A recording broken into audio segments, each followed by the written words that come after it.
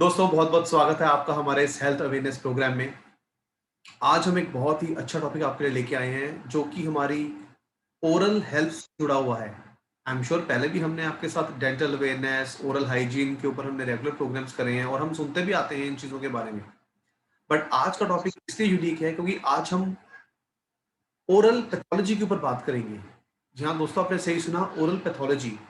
और आज हमारे बीच जाने माने पैथोलॉजिस्ट, ओरल पैथोलॉजिस्ट ज्यादातर मैं कहूंगा, डॉक्टर गीत प्रिया कौर मौजूद हैं।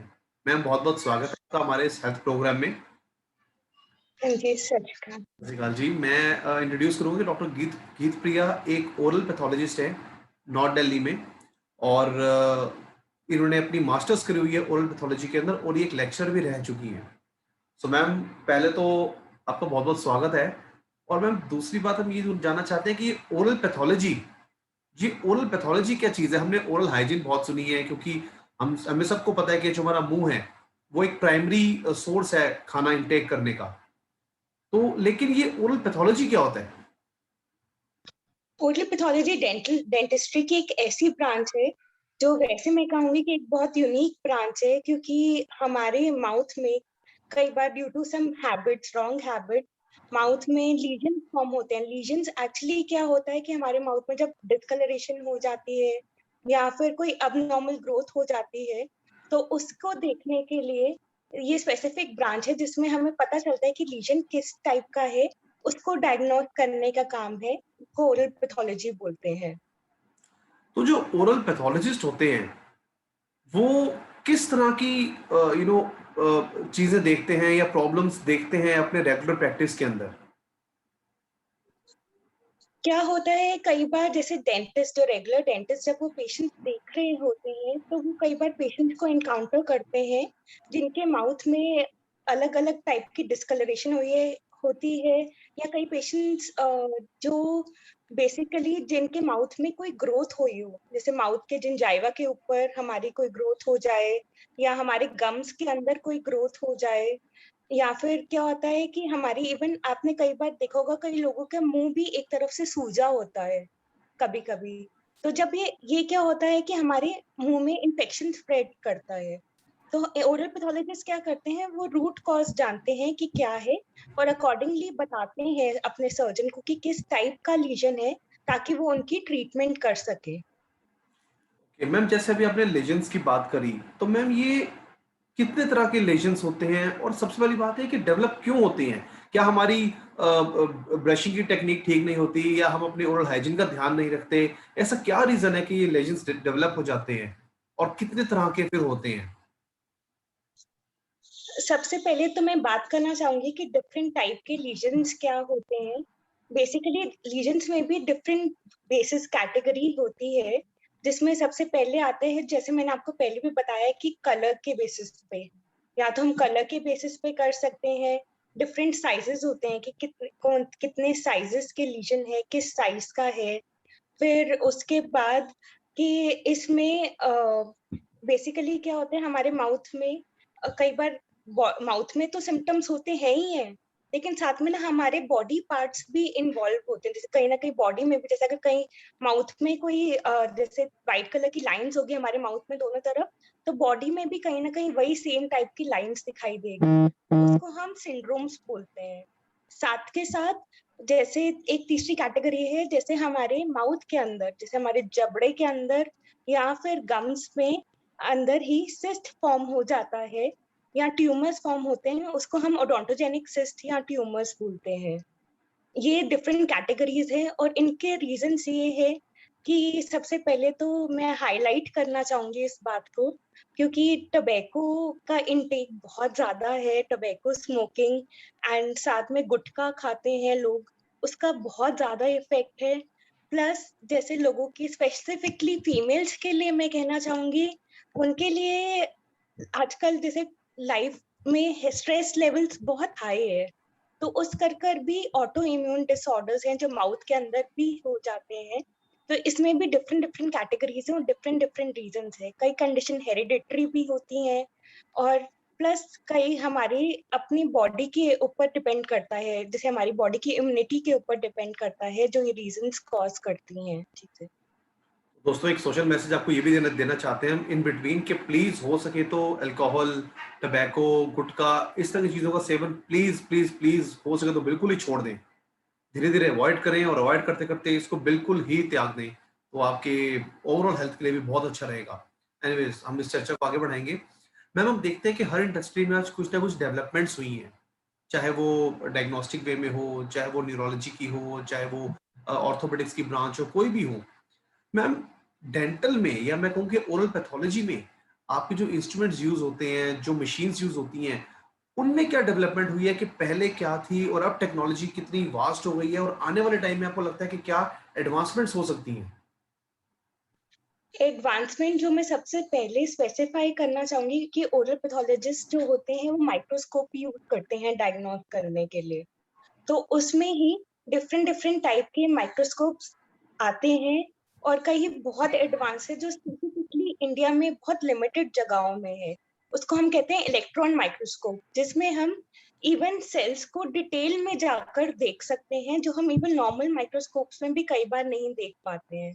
तो वो भी है। प्लस डिफरेंट मॉलिक्यूलर टेक्निक्स भी इसके अंदर आ गई हैं, जो आजकल आप देखेंगे जो बड़ी बड़ी लैब्स हैं वो ये सारी टेस्टिंग करती हैं, जिसमें कि मॉलिक्यूलर मार्कर्स को स्टडी करा जाता है, और ये लेटेस्ट रिसर्च वर्क में यूज होता है ओरल पैथोलॉजी के अंदर। मैम अगर हम इमेजिंग की बात करें तो क्या ओरल पैथोलॉजिस्ट इमेजिंग टेक्निक्स भी यूज करते हैं? एक्चुअली जो ओरल पैथोलॉजिस्ट का काम है, उनका काम है कि पेशेंट की जो रिपोर्टिंग है, रिपोर्टिंग जब हम बनाते हैं कि किस टाइप का लीजन है, उसके लिए हमें दो चीजों के साथ अपने डायग्नोसिस को कोरिलेट करना पड़ता है।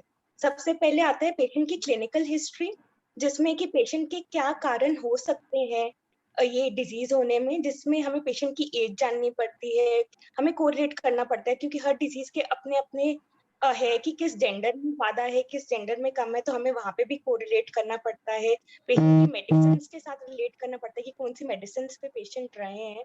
प्लस जो इमेजिंग है, इमेजिंग का बहुत मेजर रोल है, स्पेसिफिकली जहाँ पे सिस्ट और ट्यूमर्स होते हैं माउथ के अंदर, जहाँ पे बेसिकली जो हमारे जॉस के अंदर लीजन होते हैं, उसको डायग्नोस करने का बहुत बहुत ही मेजर रोल है, जो हम नॉर्मली नहीं जान पाते। इसके थ्रू हमें पता चलता है कि क्या एक्सटेंड है लीजन का, कितने बड़े साइज का लीजन है, ताकि उनकी ट्रीटमेंट प्लानिंग अकॉर्डिंगली हो।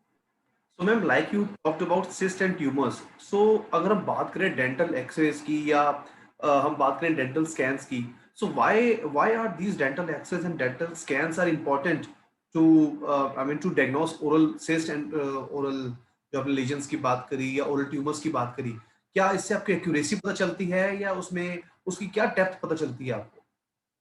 हमें एक्चुअली इससे ना साइज पता चलता है कि कितने बड़े साइज का लीजन है, कितना एरिया इन्वॉल्व कर रहा है, कौन से लाइक कितने टूथ इन्वॉल्व कर रहे हैं, कितने टीथ इन्वॉल्व कर रहे हैं। तो वो बहुत इंपॉर्टेंट है, ताकि ट्रीटमेंट अकॉर्डिंगली प्लान करी जाती है। इसके साथ फिर जैसे हमारी हड्डी भी है, तो हड्डी कितनी गल चुकी है कि आगे ट्रीटमेंट करके रिपेयर हो सकती है नहीं हो सकती, सारी ट्रीटमेंट स्कैन के बेसिस पे डिपेंड करती है। तो मैम जो एक डेंटल रूटीन में प्रैक्टिस करते हैं, जो डेंटल सर्जन्स होते हैं या जो ओरल सर्जन्स हैं, वो किस स्टेज में उनको लगता है कि हाँ अब हमें इसको एक ओरल पैथोलॉजिस्ट को दिखाना चाहिए, या आपके पास वो उसको बोलेंगे कि हाँ इनसे आप आके मिलिए, या किस तरह के स्कैन्स वो आगे वो करेंगे, पेशेंट्स को बताएंगे?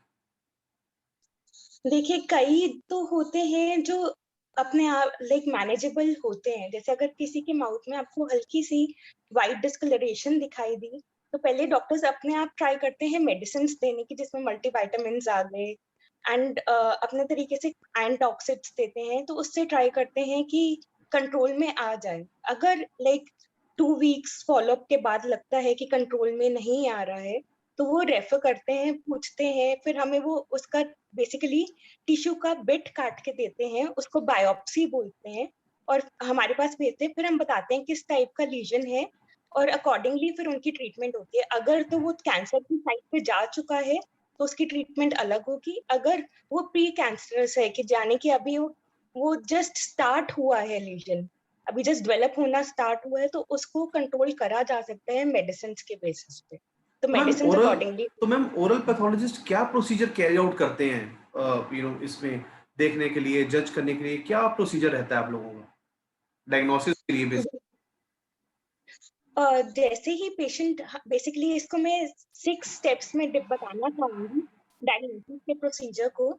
इसमें से फर्स्ट स्टेप है कलेक्शन। कलेक्शन ये है कि जिसमें हमें पेशेंट की कंप्लीट हिस्ट्री पता चले, वो हमारे लिए बहुत इंपॉर्टेंट होती है, पेशेंट की डिटेल्ड क्लिनिकल हिस्ट्री लेनी। सेकेंड स्टेप आता है क्लासिफिकेशन की, जिसमें लीजन जो है उसको हम डिसाइड करते हैं कि कौन से एरिया में प्रेजेंट है। उसकी प्रॉपर क्लिनिकल इमेज देखकर हम डिसाइड करते हैं कि बायोप्सी कौन से एरिया से लेनी है। जब हम बायोप्सी लेते हैं उसके बाद भी हम लीजन को क्लासिफाई करते हैं अकॉर्डिंगली कि लाइक कौन से टाइप के लीजन के अंदर ये आता है बायोप्सी लेने के बाद, क्योंकि इसका डायग्नोसिस होता है हिस्टोपैथोलॉजी के बेसिस पे, जिसको हम कहते हैं कंफर्मेटरी डायग्नोसिस। हिस्टोपैथोलॉजी बेसिकली एक गोल्ड स्टैंडर्ड है डायग्नोसिस का, जिसके अंदर हम स्लाइड्स को स्टेन करते हैं। बेसिकली जो टिश्यू आता है पेशेंट का वो लैब में जाता है, लैब में जाने के बाद उसकी प्रोसेसिंग होती है, प्रोसेसिंग होने के बाद स्लाइड बनती है। स्लाइड में HNE स्टेनिंग होती है जो बहुत इंपॉर्टेंट है, जिसको हम माइक्रोस्कोप के अंदर फिर देखते हैं उस स्लाइड को और बताते हैं कि किस टाइप का लीजन है। और फिर उसको, लेकिन हमें जो लीजन आता है उसको हमें कोरिलेट करना पड़ता है, हमें डेंटिस्ट के साथ भी टच में रहना पड़ता है, हमें जिस रेडियोलॉजिस्ट से आता है उसके साथ भी टच में रहना पड़ता है देखने के लिए कि उसका एक्सरे में क्या व्यू था, क्लिनिकली वो पेशेंट कैसा था। ये कंप्लीट ये इन्वेस्टिगेशन इंपॉर्टेंट होती है। इसके अंदर इवन ब्लड टेस्टिंग भी बहुत इंपॉर्टेंट रोल प्ले करती है। तो इस सारे डायग्नोसिस, इस सारे बेसिस पे हम जाकर बताते हैं कि क्या एग्जैक्ट लीजन है और फिर फाइनल रिपोर्ट बनाते हैं पेशेंट की। तो मैम अगर मैं बात करूं एक जनरल प्रोसीजर की, जैसे सपोज करो कोई कोई भी प्रोसीजर है, मान लो रूट कैनाल हो गया, ये तो बहुत छोटा मोटा प्रोसीजर हो गया आजकल, या मैं बात करूं कि इम्प्लांट्स की, ठीक है, कोई इम्प्लांट करना है, तो क्या इम्प्लांट करने से पहले वो उसका डायग्नोस्टिक लेगा या उसकी कोई क्लिनिकली आप उसको देखेंगे पेशेंट को, उसकी कोई पैथोलॉजी भी चेक करेंगे या कोई उसका स्कैन करेंगे? एक्चुअली जनरली इम्प्लांट प्लानिंग के लिए आजकल सबसे कॉमन CBCT स्कैन कराया जाता है, जिस हम्म। बेसिस पे देखते हैं कि बोन की कितनी हाइट है, क्या कितनी लेंथ बोन प्रेजेंट है उस एरिया में, या कोई उस लीजन में कोई पेशेंट की पैथोलॉजी तो नहीं, बेसिकली चेक करने के लिए, रूल आउट करने के लिए कोई और फाइंडिंग तो नहीं, ताकि जब इम्प्लांट प्रोसीजर स्टार्ट हो तो आगे कोई डिफिकल्टी ना आए करने में। तो मैम जैसे आप ओरल पैथोलॉजिस्ट हैं और हम जो जनरल पैथोलॉजी की बात करते हैं, जैसे ब्लड टेस्ट की आम पैथ लैब्स होती हैं सारी, तो क्या वो पैथ लैब्स और आपकी जो एक ओरल पैथोलॉजी लैब है वो क्या डिफरेंट डिफरेंट होती हैं, क्या बिल्कुल अलग प्रोसीजर है आपका? एक्चुअली है तो दोनों का बेस तो सेम ही है। जनरल पैथोलॉजिस्ट जो है according to MCI they are allowed for blood testing, like सारे ब्लड टेस्ट में वो साइन कर सकते हैं। बट ओरल पैथोलॉजिस्ट के लिए अभी भी फिलहाल डिसाइड करा जा रहा है कि वो किस लेवल तक ब्लड टेस्टिंग पे साइन कर सकते हैं। बेसिक तो वो कर सकते हैं, ओरल पैथोलॉजिस्ट साइन कर सकते हैं, जिसमें आते हैं ब्लीडिंग टाइम, क्लॉटिंग टाइम, ये सारे टेस्ट पे तो कर सकते ही हैं, जैसे CBC में कर सकते हैं। बट उससे ज्यादा जो ब्लड टेस्टिंग है वो जनरल पैथोलॉजिस्ट ही देखते हैं अभी तक। मतलब इसके रिगार्डिंग आप एक स्पेशलाइज्ड ओरल पैथोलॉजिस्ट हैं, तो आपको क्या लगता है कि कोई स्पेशल परमिशन ऐसी चाहिए होती है लैब के लिए, या आपने बस कुछ डिग्री या कुछ भी कोर्स करा तो आप खोल सकते हैं अपना सेंटर? हमारे पास जो मेजर रिक्वायरमेंट है, बेसिकली एक तो MDS की डिग्री होनी चाहिए ओरल पैथोलॉजी में। सेकेंडली दिल्ली डेंटल काउंसिल से रजिस्ट्रेशन का सर्टिफिकेट होना बहुत इंपॉर्टेंट है, अगर दिल्ली में प्रैक्टिस करना है तो, या फिर जोन सी भी स्टेट में कोई भी प्रैक्टिस कर रहे हैं तो उनका रजिस्ट्रेशन होना बहुत इंपॉर्टेंट है प्रैक्टिस करने के लिए। मैम अगर मैं एकेडमी की बात करूं तो क्या लगता है कि ओरल पैथोलॉजी का क्या स्कोप है आने वाले टाइम में, जो इसको लोग परस्यू कर रहे हैं एज एन अपॉर्चुनिटी देख रहे हैं स्टूडेंट्स, तो उसमें क्या स्कोप लग रहा है आपको? ओरल पैथोलॉजी का जो मुझे लगता है कि सबसे अच्छा स्कोप और ग्रो करने वाला एरिया है वो है रिसर्च फील्ड। आजकल रिसर्च में बेसिकली इंडिया में तो फिर भी कंपेरेटिवली कम है, बट बाहर रिसर्च का बहुत अच्छा स्कोप है, क्योंकि वहाँ पे इंफ्रास्ट्रक्चर बहुत ज्यादा है। बट मॉलिक्यूलर लेवल पे बहुत डीपली रिसर्च करी जाती है, हर लेवल पे स्टडी करा जाता है, वो उसमें ओरल पैथोलॉजिस्ट का स्कोप है। सेकेंडली एकेडमिक्स में एज अ लेक्चरर वर्क कर सकते हैं ओरल पैथोलॉजिस्ट कॉलेज के अंदर। देन आई इवन बिलीव कि सब अपनी पर्सनल कंसल्टेंसी कर सकते हैं, जैसे क्लिनिक्स में जाकर डॉक्टर से मिलके एंड उनसे रेफरेंस लेके जैसे अपने बता सकते हैं कि वो कंसल्टेंसी करते हैं, तो वो पेशेंट्स को आगे उनको रेफर कर दें। And plus oral pathology even publications and even जो ये कॉर्पोरेट कंपनीज है, उसमें भी आजकल जैसे फार्मास्यूटिकल्स वगैरह रिसर्च वर्क कंपनीज जो हैं, वहाँ पे भी वो हायर कर सकते हैं। बट ये है कि हमें खुद अप्रोच करना पड़ेगा, और अपने अगर हमें आगे देखना है, स्कोप बनाना है अपने लिए। मैम अभी थोड़ी देर पहले आपने जो हमने बात की थी लेजेंड्स के ऊपर बात की थी, तो मैम हमारी ओरल हाइजीन वो हमारे लेजेंड्स के साथ कैसे रिलेटेड है? हमारी ओरल हाइजीन हमारे डेंटल लेजेंड्स के ऊपर कैसे रिलेट करती है, इसके बारे में थोड़ा सा बताएं। एक्चुअली जो हमारे माउथ में हमारे जैसे कहते हैं कि माउथ का हाइजीनिक होना क्यों इम्पोर्टेंट है, कि अगर हम ब्रशिंग करते हैं या क्लीन रखते हैं, माउथ का क्लीन होना क्यों इम्पोर्टेंट है। जैसे अगर हम क्लीन नहीं करते तो प्लाक फॉर्म होता है। प्लाक होता है थिक कैल्सिफिकेशन हमारे दांतों के नीचे आने लग जाते हैं अगर जो लोग क्लीनिंग नहीं कराते। या फिर जैसे कईयों के टीथ में रूट कैनाल की स्टेज तक पहुंचते हैं, लोग तभी भी ट्रीटमेंट नहीं करवाते हैं। जो ट्रीटमेंट नहीं करवाते तो धीरे धीरे इन्फेक्शन हो जाता है। पहले तो गम्स के इन्फेक्शन से स्टार्ट होता है, फिर अंदर जैसे पहले स्टेप बाय स्टेप, जैसे इसमें पेरिपाइकल टिश्यू बोलते हैं इसको, जो नीचे टूथ के रीजन वाला टिश्यू है, तो वहां पर इन्फेक्शन बनना शुरू होता है। एंड अगर तभी भी पेशेंट केयर ना करे तो आगे ये सिस्ट बन सकता है। तो हमारा हाइजीन बहुत इंपॉर्टेंट रोल प्ले करता है। अगर अपने आप को सेफ रखना है, अगर अपने आप की हमें केयर करनी है आगे, तो अपनी हाइजीन और ब्रशिंग हैबिट बहुत इंपॉर्टेंट है। मॉर्निंग एंड नाइट ब्रश करना, फ्लॉस करना बहुत इंपॉर्टेंट है। मैम आपकी जो ब्रांच है क्या वो बच्चों में भी डील करती है?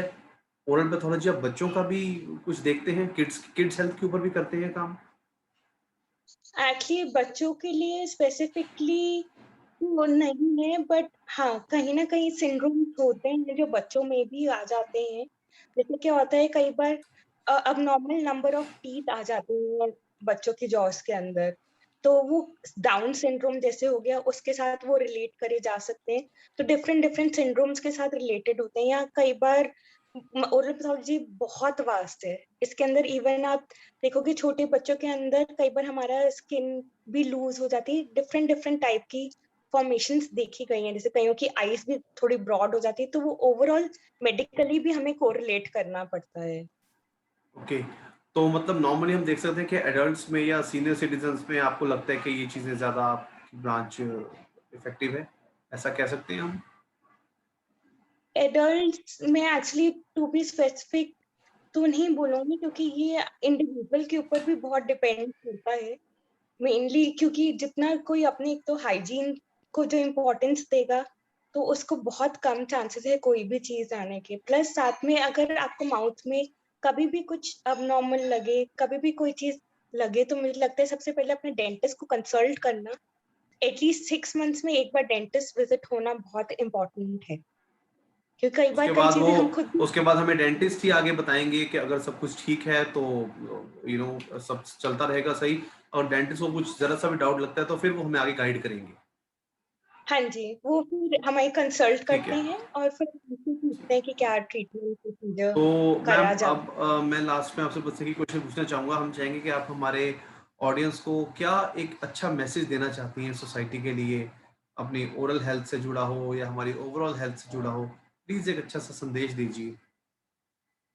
जैसे कि आप जानते हैं आजकल कोरोना बहुत ज्यादा फैला हुआ है, और हर घर में ही कोई ना कोई तरीके से डिस्टरबेंस है। तो आप ये भी जानते हैं कि जैसे कोरोना भी माउथ से ही कहीं ना कहीं रिलेटेड है स्प्रेड जी होने बिल्कुल, के लिए। बिल्कुल। तो इसलिए मैं ये कहना चाहूंगी कि अपनी ओरल हाइजीन सबसे पहले उसका बहुत ख्याल रखिए। दिन में 2 बार ब्रश करिए, माउथ वॉश यूज करिए, फ्लॉस यूज करिए। देन सेकेंडली मैं ये कहना चाहूंगी कि अभी का टाइम में कोई भी एडिशनल ये जो गुटखा, टबैको, जितनी ये हैबिट्स है ना, इसको प्लीज जितना अवॉइड कर सकते हैं प्लीज अवॉइड करिए, क्योंकि ये कहीं ना कहीं आपकी हेल्थ को भी हार्म कर ही रहा है। और अभी का टाइम ऐसा नहीं है कि जहाँ पे फैसिलिटीज बहुत अवेलेबल है, तो अपने आप को सेफ रखना हमारे हाथ में है। अपनी प्रिकॉशंस रखना हमारे हाथ में है।